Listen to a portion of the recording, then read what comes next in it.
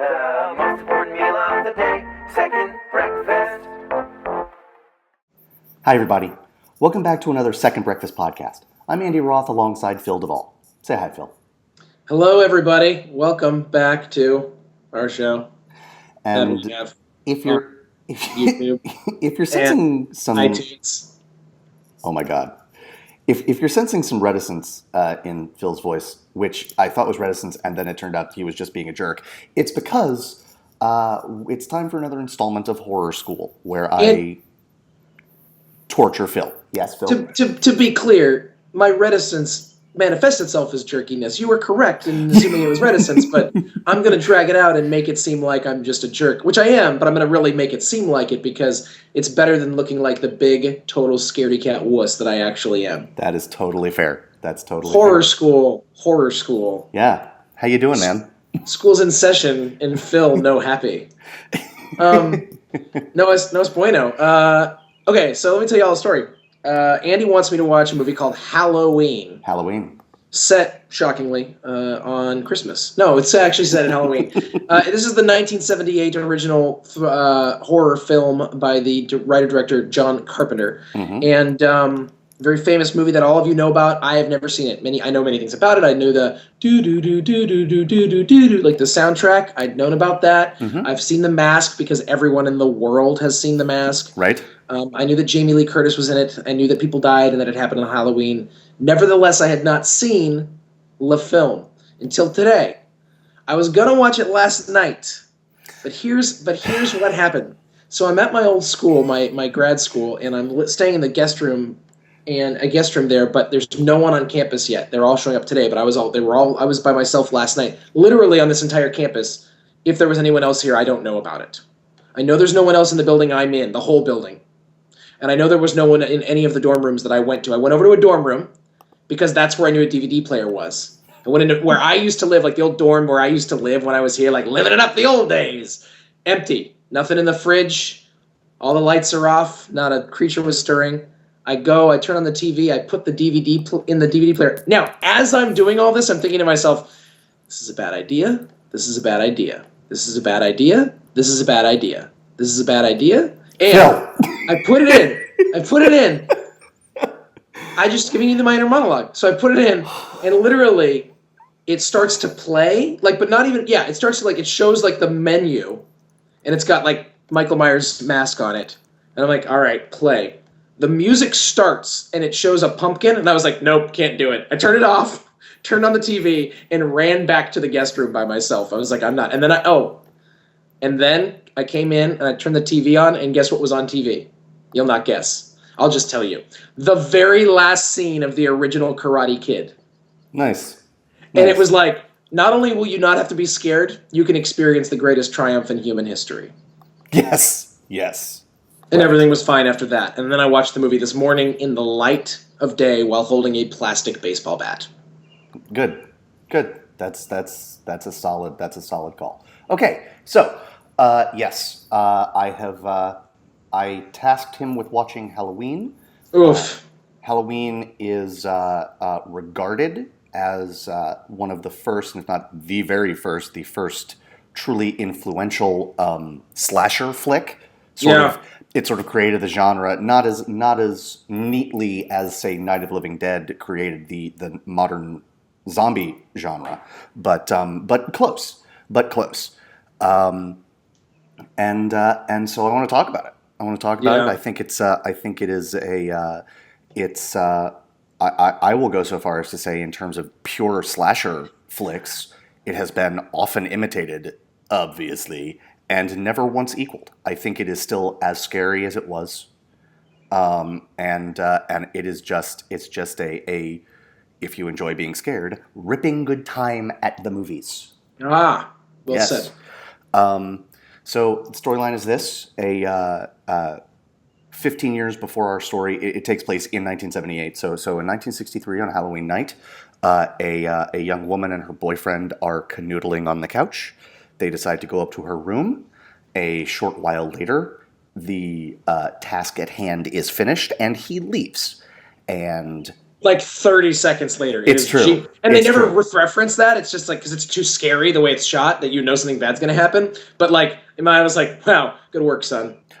Not for nothing, stamina is not a big important thing to any of the people in this film. Or in just any level, really. Except maybe Michael Myers. Right. Huh. Well, perhaps there's a metaphor there. We can explore that or not. Yep. So then you see. So while they were flirting on the couch before they went upstairs, the boyfriend is like scaring her with this little like clown, like Halloween mask type thing, and she's like, "Put that down, put that." So he puts it on the floor, and then you see from the viewpoint of person X, they pick up the mask, and then you see through the mask the eye holes, and this mask, this person goes into the girl's room, and she's still naked and like brushing her hair at her vanity mirror. She turns around, and she's like, "Michael, get out of here! Get out of here!" And then through the eye holes, you see he doesn't get out of there. He doesn't. You see a raised butcher's knife, or like and she is stabbed to death, and she's screaming, and then the mask, and all you hear is breathing. The person behind the mask never says anything. The person behind the mask goes down the stairs, out the front door, and two adults come, and then for the first time you see who is behind the mask, and it's a 6-year-old kid named Michael. In a little clown outfit. And he is the younger brother of the sister of the woman he just killed. Yep. Fast forward 15 years, he has been institutionalized, perhaps unsurprisingly, since that night, and a court date is coming up, and the car that is going to take him to his court date to see if he still needs to be institutionalized, and the psychiatrist in charge of his case is like, abso-freaking-lutely. Right. They get to the prison, and the mental hospital that is basically a prison, and Michael Myers escapes using that car, and he goes back to his hometown, and the psychiatrist follows him, and tries to warn people, and is not through any fault of his own, is spectacularly unsuccessful at doing so. And then he proceeds to terrorize a small group of people. Actually, the body count in this movie is not high. It's 3 teenagers, not counting the kids at the very, very beginning, right. Not counting Nancy at the very beginning. Right. 3 teenagers and 1 adult that they don't say anything about. Mm-hmm. And that's it. Mm-hmm. But it is terrifying. Yes. Is there anything else you want to say about it? Just that this is sort of the worst kept secret in Hollywood history, but the terrifying mask is modeled on William Shatner's face. Yeah. William Shatner mask. The Shat mask. I gotta be honest. I think he's not an ugly man. He's a good-looking guy. But when you drain all of the color out of his face and make it sort of an ill-fitting white mask, I don't think anyone would not be terrifying. I think a film mask bleached white would be on terrifying. Someone's face would be. Oh, I was going to say glorious. No, I'm kidding. Terrifying. Yes. So I cast no aspersions when I say that William Shatner's face is terrifying in this movie. I'm done. What do you want to talk about? How you doing? You're the teacher. I'm the student. Well, you guide me, man. It's very confusing. The students always drive class discussion. Come on. Talk to me. What did you notice? Classes. Okay. First and foremost, and I use this word carefully, I think this is a perfect film. Which is not to say I loved it, by the way. I'm still not liking these movies, but I was impressed. There is not a moment wasted in this film. There is not a shot wasted. Well said. There is not a poorly written line. There is not a poorly executed moment. Mm-hmm. There are some things that I might question the reality of, but that's okay, I think, within this genre. It was a movie that was designed for one thing, to scare you, and that is all it's trying to do. And it's like, I love movies like this. I love that there are movies. I love movies that are that know exactly what they are and seek only to do that thing and then do it well. It's just it's perfect. It's a perfectly taught, perfectly shown story that is horrific. Yes, I like what you said. Like it does one thing well, and it reminds me of the that reminded me of the or it does one thing and it does that thing well. Jaws from Jaws. Actually, the Terminator. Right, Where he's right. like, listen and understand. The Terminator is out there. It can't be bargained with. It can't be reasoned with. It doesn't feel pity or remorse or fear, and it absolutely will not stop ever until you are dead. Right. This movie will not stop ever until you are terrified. I mean, I would go further because it starts by terrifying you, Right. and then it's just as like, well, I'm not going to let go. I mean, it really didn't let go. No, that's there's fair. There's no moment in the movie where I felt safe. There are moments where you feel safe-ish, like because I mean, I would say actually until the killing starts. Yeah. There's like, is it going to start now? You mean the killing starts again? The killing starts in like the Haddonfield. real killing, Right. like the killing, the modern part of the story. Right. The story proper, sure. But you know people are going to die. Yeah.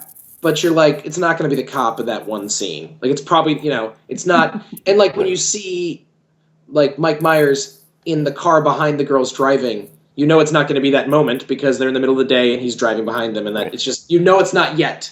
Yes. But it's just. I think one thing this movie sets up really, really well is the sense of dread and foreboding. There's just an incredible sense of dread and foreboding, and I just like it. You just sit there being like, oh god. In fact, to be honest, I mean the killing is good, but.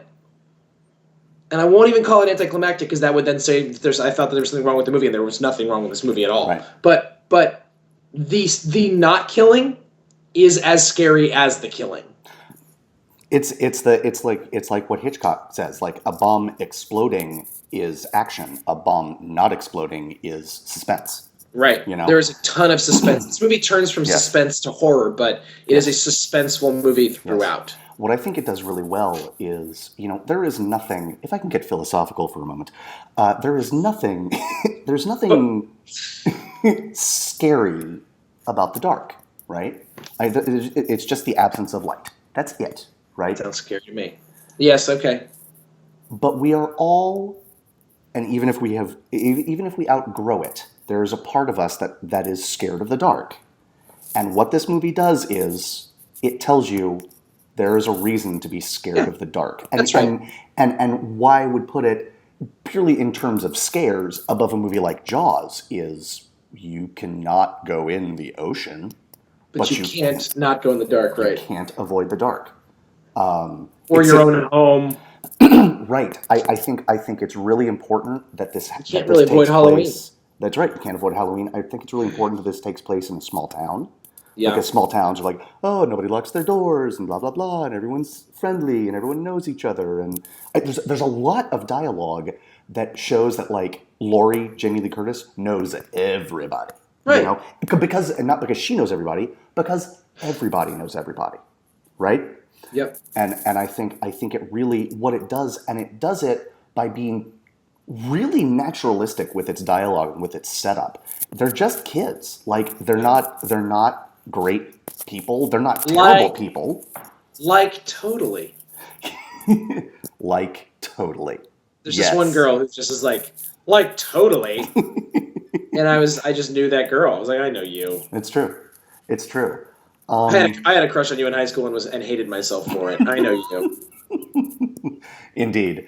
Let's talk about. We can talk about more concrete things. By the way, when you said let's get a little philosophical with this, I just want you to know that before we started filming, I was thinking about what we were going to talk about today. I thought to myself, I was ready to say, all right, people, are you ready to overthink this movie? Because we're about to overthink the hell out of a movie that is just, again, this is a movie that's not, it's not that it's a thoughtless movie. It's not brainless. It's smart. It's a smart thriller, but it's not designed to make you think. But we're going to do some of some thinking. Oh, no, absolutely. It is literally, it really is not designed to make you okay, so for instance, the movie Scream is a scary movie that's meant to scare you and entertain you and make you laugh, but also I think has some social commentary to it. Yes. about the state of teenagers. That's I don't actually, think that's true about this movie. interestingly, that's exactly what I wanted to talk about. And while I agree with you, I don't Are we think, going to do spoilers? Are we going to spoil? yeah, I think so a little. Yeah. That's Yes. fine. That's fine. I just want to make Um, sure. you say like the social commentary. I don't think this movie is designed to make you think, but I think it is so well crafted that it stands up to investigation. Agreed. Agreed. So that's And there that's are my some only things plan. and there are some things we're going to talk about. No, I mean that's Yeah. because it leads you to certain conclusions, some of which are pretty well known in horror circles. And like I mean, they do talk about it in Scream, for instance, or in the Cabin in the Woods. Some of these things are well known, and we're going to talk about them. But so let me give you an example. Let me give you an example from what I'm thinking about. Okay.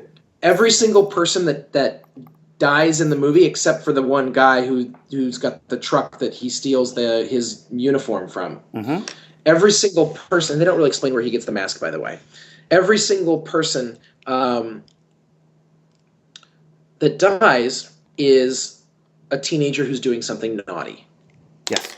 And the one teenager that doesn't die is basically the one who's super, super good and smart and thoughtful. The And now, only thing that she does is you see her trying pot in one scene, and she doesn't like it. she doesn't like it. So that's why she gets stabbed at but missed is the idea. I don't. Okay. So this is this sort of idea of this movie that this is a movie that's got this moral side to it that says, you know, you get what's coming to you. You know, like the people who are not virginal, the people who are bad and evil or whatever, not evil but bad and loose. Right. Right.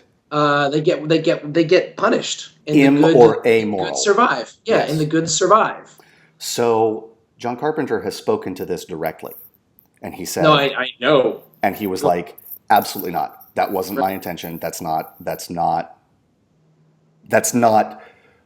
in any way intentional subtext. And I'm inclined to believe him. I see no reason why he would lie about that. However, that thing, if you have sex, you die, has become part of the slasher genre. It just has. I would like to go further and be more confrontational with our friend Mr. Carpenter. I don't care if you did it intentionally. It's there. Sure. And they make a point of showing the truck driver. What is the truck driver? The guy whose dad, like, he lifts up and he sees a matchbox that's got like the name of some seedy bar on it. Right. And he dies. Yeah. I'm not suggesting John Carpenter did it on purpose. That's fine. Nevertheless, we have the movie that we have. Yeah. And regardless of what people, I mean, it's not just that people have interpreted that way and done that in movies since, and that is really interesting that it's become this sort of text of the way that things are done now. Right. I appreciate that. But that being said, there's a reason because it makes a lot of sense. Like even if it's not intentional, nevertheless, here we are. Agreed. No, that's yes. The reason that I thought it was really fascinating. This is why I find that idea fascinating. I came into the movie knowing that model. Mm-hmm. That model. If you have sex, you die, Right. or if you are a bad person or whatever, you're seedy, you die, Right. and the good ones live. And when you watch the movie, he kills his sister, who's ostensibly a bad babysitter, right? Right. No, I mean, he kills her for being a bad babysitter. Yes. That's what you get for being a bad babysitter. Right. So then he starts to follow Jamie Lee Curtis, and when he breaks back out 30 years later, he starts following Jamie Lee Curtis, whose name is Lori. He starts following Lori and her little boy, right? The little boy that she's babysitting. Right. For. Yes. He follows them around, and literally 20 full minutes of the movie is him following them around and being seen in terrifying ways. Yes. Which is the entire pretense for that online thing that you were talking about, Marble Bandits or some nonsense. What's it called? Marble Hornets. Right. Okay. So, whatever. Like Marble Bandits. If it was called Marble Bandits, No. it'd be fine. No. That wasn't a. I can't believe you Same got idea. the name wrong. Same idea, right? A lot of what's in the foreground, what's in the background. Yes. Right. Yes. And they do stuff in this movie like Mike Myers shows up at the kid's school and is face to face with the kid and doesn't do anything bad to the kid. And in fact kind of scares the other kids. That's right. He's being bullied and so Mike Myers follows, he scares the bad kid and then follows the good kid for a minute and you're like, and then he drives on. And so you're like, Okay. And then he's watching Lori and the boy a lot. But she's a good babysitter. She's, in fact, the best babysitter. Right. She's just a really good person who's doing a good thing. She's the kind of girl I want to watch my girl. Let's put it that way. So Sure.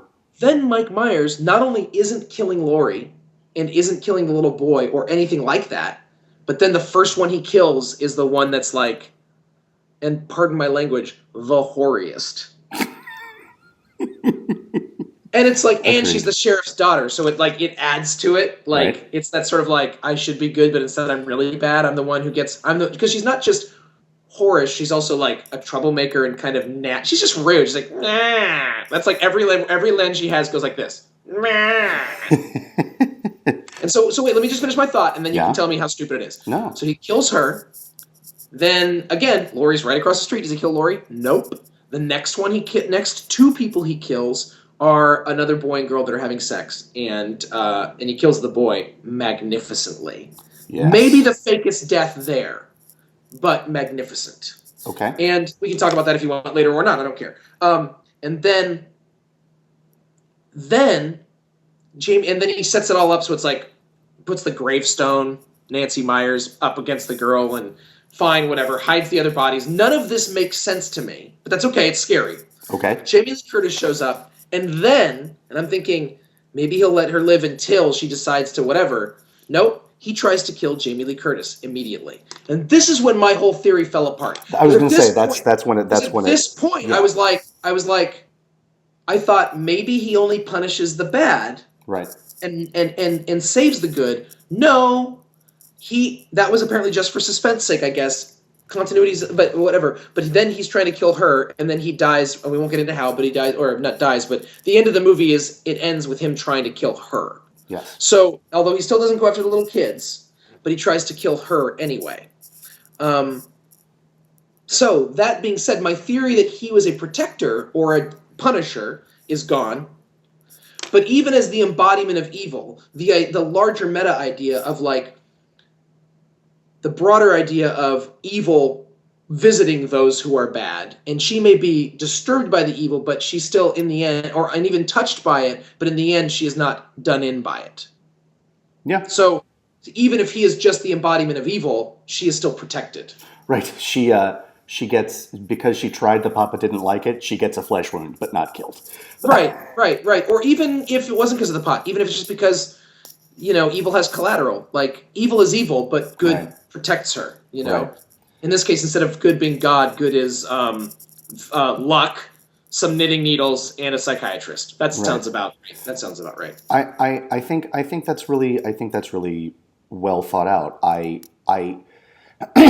If I can speak to, and this is nothing but my own thinking about it. I don't even, and it's not even that considered of a theory. But he doesn't go after the kids.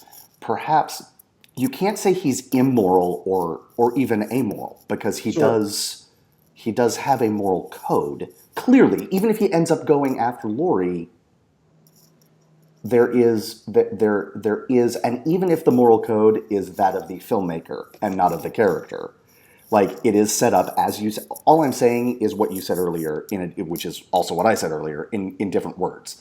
There is this underlying metaphor of, if you have sex, if you do something wrong, you die. Sure.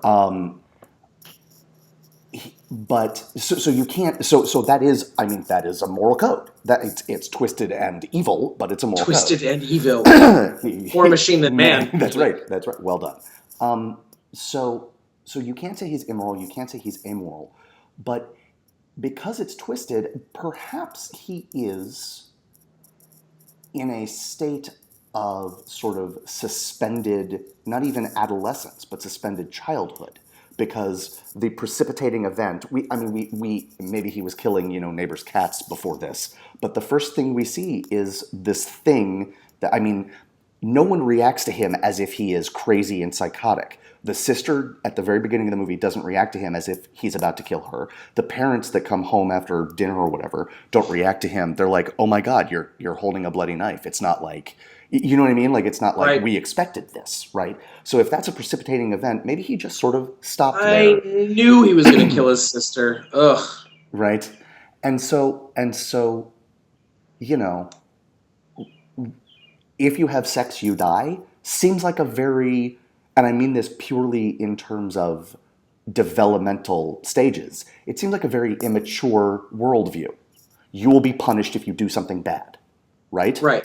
Right. And That's a good point. and perhaps that at least, and that's why he doesn't kill any of the kids, and that's why he kids at the age of 6 understand the concept of fair and unfair, and so he sees the little kid, he sees Tommy getting bullied by the other kids, and so he knows that he's scary because he realizes he's gigantic now, and so he just holds on to that bully until the bully is, because if he didn't want that kid to get away, that kid would not have gotten away, right? Yeah.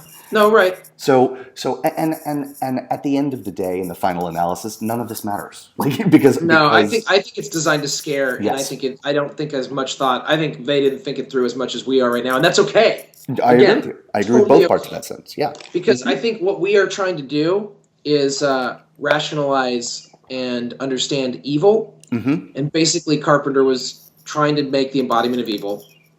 He even And says it. He even says yeah, there's no use. He even says there's no use trying to understand it through the character of Dr. Loomis.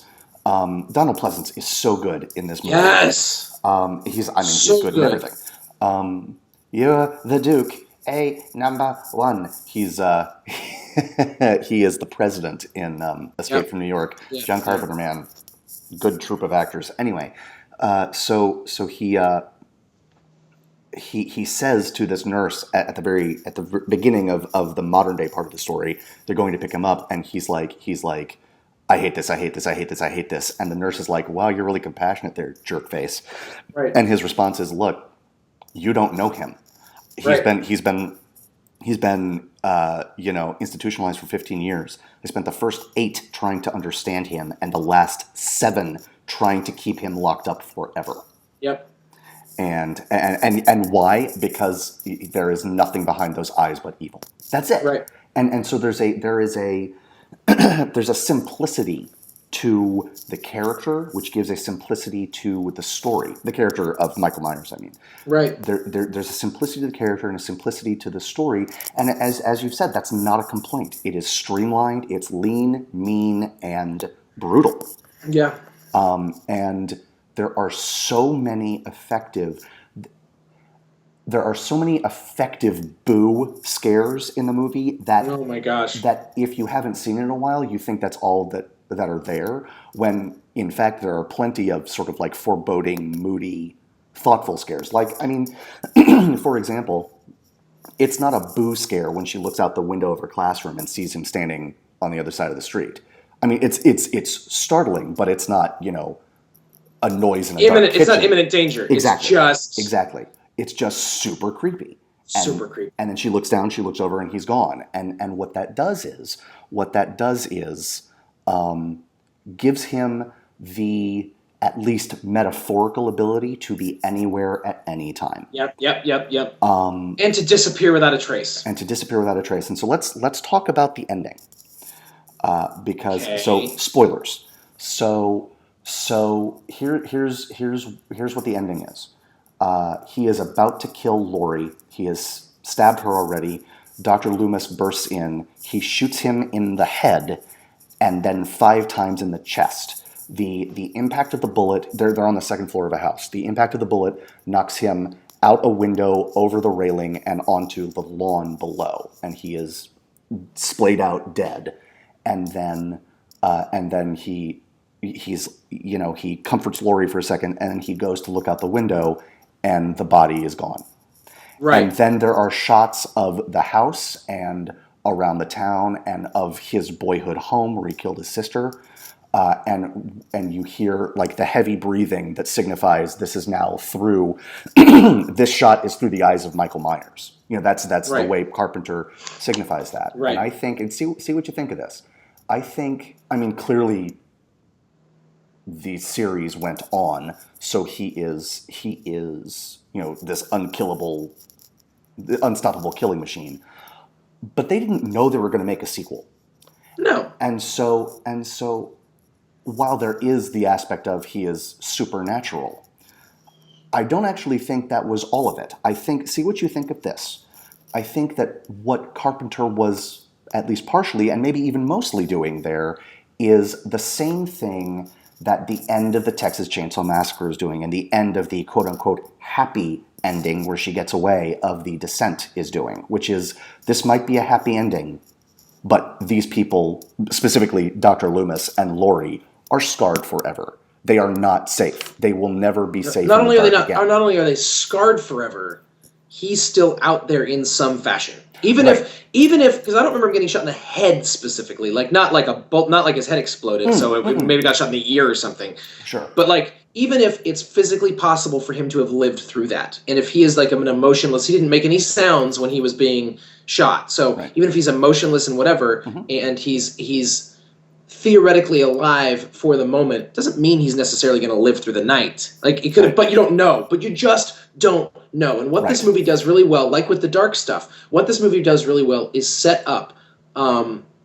really plays on our inability to know. It really plays on like, well, I guess you'll never know. Good luck. You'll never know where he is. Off that. You'll never know where he is. You'll never know why he is. Right? Yep. And those are the things. I mean, when something bad happens, the first question we ask is, why did this have to happen?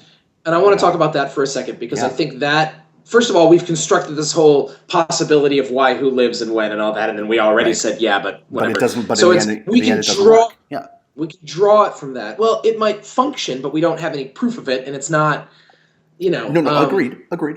It's more, I think that more tells us the morality of the filmmaker than it does of the character of Michael Myers, Absolutely. frankly. Like, I think we learn more about the author than we learn about the character. Absolutely. But what I want to say about it is, oh no, I lost it. What are we talking? I lost it. Oh man, I had this great idea I want to tell you about.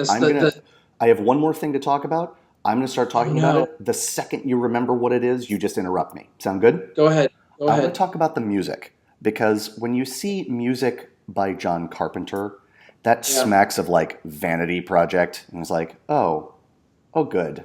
You got it? Yep. Go. Okay. It's oh no. No, I don't know what I was going to say. I got it. I have it. I love this movie makes you want to know, like, why. It doesn't tell you. And so do you know what I want to know now that the movie's over? Why? Yeah. It left me, literally left me wanting more. Yeah. It left me wanting more. And I got to tell you something. Movies don't do that very well. Movies oftentimes now over-explain. Yes. And I'm sure it's part of the reason why I'm not interested in seeing any of the sequels, because I'm not like, I want to know more, but I have a feeling that I won't. Like, I would like to think that I want to know more after Halloween 9, but I'm guessing I'll probably I want to know less. Like, the desire, like, the fact that there's a desire, like, they leave you with a desire for things to understand, makes it a better film. Yes. It makes it a better film. Maybe the only thing about Psycho that isn't perfect is the guy at the monologue at the end. Right. You're just like, what is this? The psychiatrist like explaining it.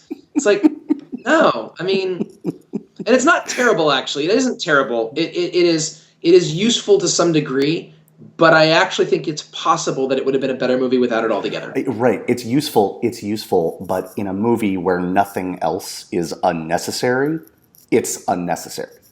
And I think maybe it's very possible that in the context of its time, it was necessary then too. Like, it's very possible that they just wouldn't have been able to handle. And Hitchcock, for all of his artsiness, was in essence a pop filmmaker, which I love about him. Yeah, love that about him. Agreed. And I think and Tarantino talks about this. He talked about it a lot when he was making Django Unchained, which was that he understood that there were certain places he could take his audience, but that there were certain places that if he went, it would be too far, and he'd never be able to bring them back. Yeah. And he knew that he needed to be able to show the horrors of slavery and be graphic.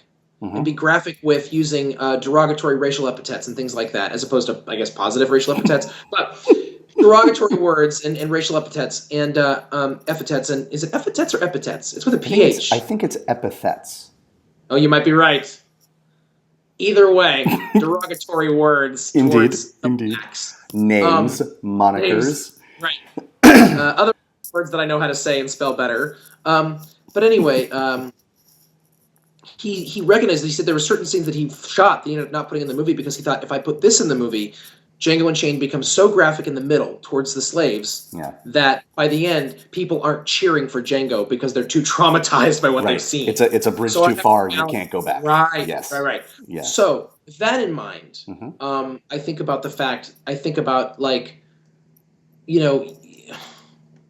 Psycho, he probably thought to himself, I have to show this much. I have to show this ending and give it to people so that they can walk out going, I know what this is. I think this movie comes out, 10, 15 years later, and it doesn't have that problem. When was Psycho? 1960? So 30 years later. 1960, and this one came out 78, so it's 18 years later. Yes. And I think he's just like, they were now at that place where he's like, I don't need to leave. I don't need to explain a thing. Yes. It's very bare bones, and I love that. Yes, and they're in that way. They're actually pretty similar movies. They're both bare bones. They're both shot. I won't say similarly but they're shot with a desire to tell a lean story.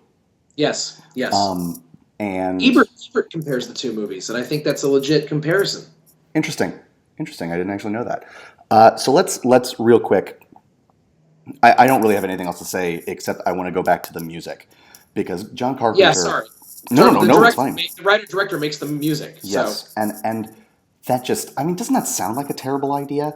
And he does the music for most, if not all, of his movies. And I got to tell you, it's not great music, but it is astonishingly effective music. Yes, effective is the word. Yes, and it is terrifying. It's terrifying. And the breathing is terrifying. Yes. He does. It's a Carpenter trademark. I think his score for Escape from New York really adds to the atmosphere of that movie. I think. I don't know if he did Assault on Precinct 13 or The Thing, but I think he did, and I remember really thinking that the scores added to those movies as well. He understands how to use music. He understands how to shoot a film. Yes. It's just he's a talented dude, no question about it. Yes. So I thought that first scene was one of the best opening scenes I've ever seen in a movie ever. Period. It was one of the best movies opening scenes I have ever seen. Yeah. It is the template for slasher films. It is the template, and I go further. It's even the template for scary movies in my mind. It's like it fits. It just does everything it needs to do. It is, including being ironic. It ends ironically. It has all of it. Agreed. I agree. And there's nothing scarier than an evil child. Let's be honest. Agreed. So that's our discussion of Halloween. I have one last thing I forgot I wanted to say that I actually do want to say about it. I really do. Okay, one of the things that happens in horror movies a lot is that when people are running away, they fall down and stuff, and you're like, oh, stop falling down. Right. But Jamie Lee Curtis does that, but it's only because he threw her downstairs and she's hurt. Yes. And so she falls down literally because she is in incredible amounts of pain. Yes.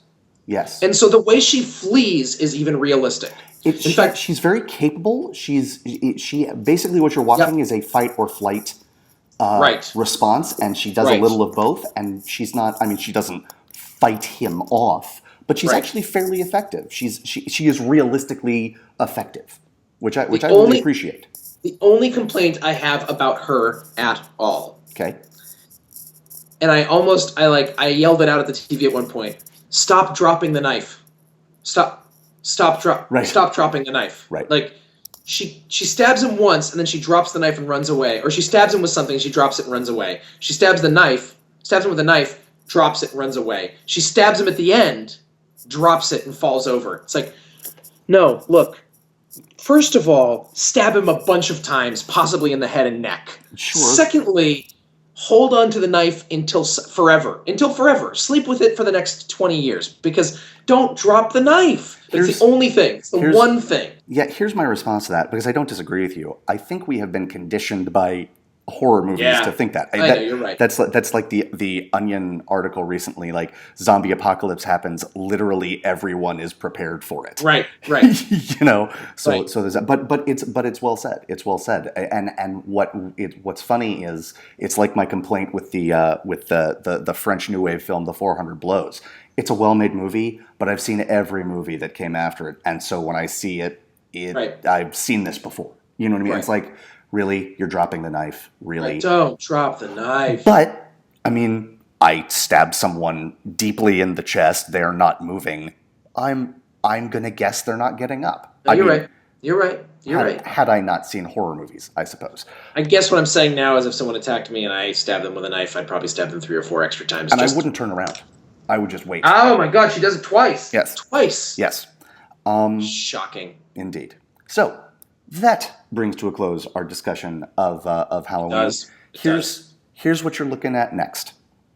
Okay. A recent movie, 2006, 7, somewhere around there, Not happy about this at all. called The Ruins. The Ruins. I hate you. I know you do. I saw the preview for this movie. And I hate you. There is, like, I wonder if you will have this response. There was a moment where I was like, there is literally no reason I should be scared, like, conceptually of this. Oh, no, it's scary conceptually, but it's kind of, wow, this is scary conceptually. Interesting. You wouldn't think that. And yet it is, I found it absolutely terrifying. It's nowhere near as good a movie as Halloween. It's nowhere near as good a movie. I think it's probably the worst of all the movies I've had you watch, but it is effectively scary. I am looking forward to discussing it with you. Great. And it's got better acting than it deserves from a quartet of likable young actors. And with that, ladies and gentlemen, this has been another installment of Second Breakfast Horror School. I'm Andy Roth, and that's Phil Duvall. We'll see you again real soon. Class dismissed. The most important meal of the day, second